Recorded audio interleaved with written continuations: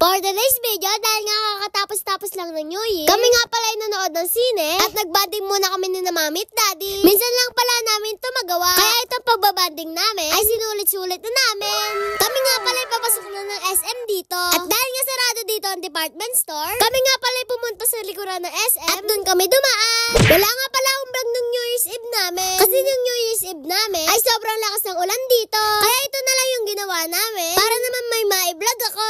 Kami nga pala ay bumili muna ng ticket para manood ng sine. At ang panonoorin nga pala namin dito ay ang Mommy ni Vice Ganda.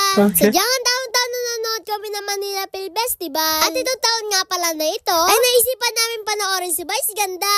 May libre nga 3 tubig ang SM Cinema ngayon. At tuwa nga pala dyan si Mami na may libre na 3 tubig. Habang naghihintay nga pala kami ng oras dito, kami muna ay nag-Tom's World habang naghihintay ng oras sa cinema. Ito nga pala ang kadalasan ko nilalaro dito. At ang laro nga pala na ito ay claw machine. Literal na mabubudol ka nga pala nitong claw machine na ito. Kasi sa tagal ko lang naglalaro nito, ay talagang wala pa rin ako nakukuha hanggang ngayon. Halos lahat nga pala ng claw machine dito ay nasubukan ko na. Pero dahil hindi siguro marunong nito, kaya hindi ako makakuha-kuha dito. Sobrang dami ko nga pala naubos na token dito. Pero kahit alam ko na hindi ako makakuha, ay sinusubukan ko pa rin talaga siya. Sinubukan nga din pala ni Mami makakuha ng labubu dito. Pero dahil sa sobrang hirap makakuha nito, pati siya hindi na rin nakakuha. Kahit nga sobrang hirap nitong laro na ito, ako pa rin ay napapasaya nito. Kahit na ang token ko ay naubos na, at alam kong binubudol lang ako nito. Pagkatapos nga pala namin maglaro ng claw machine dito, kami muna ay nagkantahan. At talaga nakaka-enjoy din yung pagkanta dito. Sa bahay nga pala, ito na rin yung nagiging banding namin ni na Daddy. Kasi sa bahay, lagi kami nakanta. Kaya pagdating namin dito sa Tom's World, dahil pa ako ng pagbibidyoke dito. Hindi nga pala kami naririnig sa labas dito. At ito nga pala yung maganda dito, hindi nila naririnig yung napakaganda kong boses.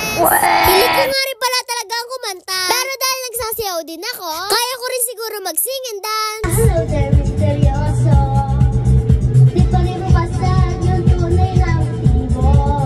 Oh, diba? Wala talaga akong kahiyaya. Siguro nga gusto ko yung mga ginagawa kong ganito. Kaya naman, hindi na siguro ako mahihiya sa ibang tao. Pagkatapos nga pala namin maglaro at mag-videoke dito, kami naman ay nag-ikot-ikot muna dahil hindi pa namin oras pumunta sa sinihan. At guys, punta nga para tayo nakinis. Dito nga pala ako nabili madalas ng mga gamit ko. At dahil napakamura din na mga bilihin dito na rin ako nabili. Napakarami mo nga pala mabibili dito. Pero ang target kong binibili dyan ay puro pang makeup. Madalas na nga din pala ako nagme-makeup sa akin sarili. At magbablog nga din pala ako ng makeup tutorial kapag nakompleto ko na ang aking mga makeup. Hindi pa nga rin pala ako nakakapag-upload sa Facebook ngayon. At subaybayan nyo muna ako sa aking YouTube channel. Medyo nagkaroon lang ng konting problema sa akin si Meta. Pero dahil gusto ko lang magpasaya, siguro maayos agad ni Meta ang kanyang problema sa akin. Maraming beses na nga rin pala nagka-problema ang aking Facebook page. Kaya naman kahit anong ingit na namin sa pag-vlog, ay nagkakaroon pa rin ng konting problema. Kaya nga hindi namin tinitigil ang pag-vlog. Yan ay dahil sa inyo. Kasi alam ko na marami sumusuporta sa akin. Kaya patuloy lang ako sa pagpapasaya sa inyo.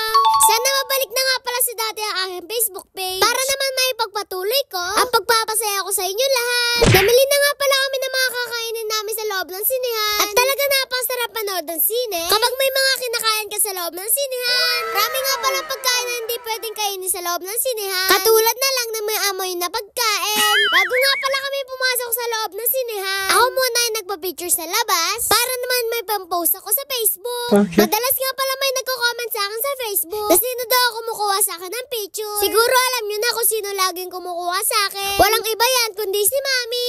Papasok na nga pala kami sa loob ng sinihan dito. At talagang excited na din ako sa panonoorin namin. Paniguradong lap trip nga pala panonoorin namin na ito. Kasi yung mga ginagawa na Vice Ganda na palabas, ay paniguradong lap trip talaga kami dito. Naghahanap na nga pala kami dyan ng mga upuan namin. At dahil sa kagustuhan namin dun sa taas, ay wala na rin kami maupuan sa sobrang daming tao. Kaya naman pumasto kami sa medyo mababa. Dahil nga medyo late na kami nakapunta dito, ay hindi na rin kami nakapili ng aming upuan. Hindi na nga pala ako pwede mag-video dito. Kasi ang policy talaga ng sinihan ay hindi ka pwede mag-video basta-basta. Kaya naman yung video na yun ay tapos na rin ang aming pinapanood. Kaya naman kami ay lalabas na para kumain sa showcase. Yun lang, paalam. Please like, follow, share. Thank you!